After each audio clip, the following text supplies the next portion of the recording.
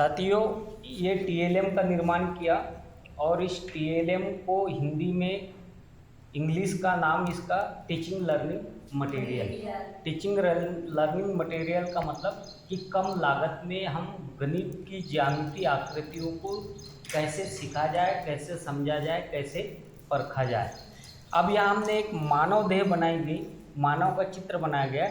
इस मानव के चित्र में आपको ये क्लियर हो गया कि जैसे यहाँ पैर है, ये पैर बने दो, तो पैर में 90 अंश का कोण का निर्माण होता है। 90 अंश काय में कहलाएगा? समकोण त्रिभुज।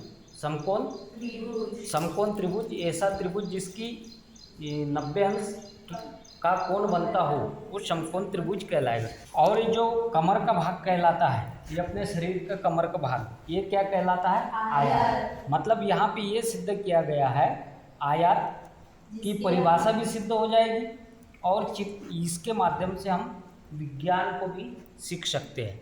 उसके बाद ये जो पेट का भाग आता है, इस पेट का भाग वर्ग कहलाता है, जिसकी भुजाएं आपस में समान अंतराल में बनी हो।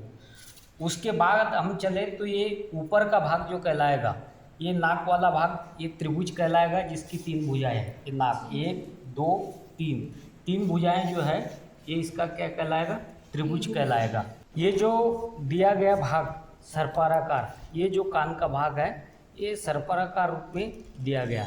उसके ऊपर में हम चले, ये जो दाढ़ी का भाग था, ये दाढ़ी का भाग, ये अर्धवृत्त के समान है। अर्धवृत्त क्या? जिस वृत्त का आधा हुआ भाग जो कहलाएगा, वो अर्धवृत्त कहलाएगा। और ये जो पूरा का पूरा गले से लेकर के सिर तक का जो भाग दिया गया है, ये पूरा का पूरा भाग वृत्त कहलाएगा। ये जो बिंदी दी गई हमारी आँख, ये क्या कहलाएगा? दशमलव।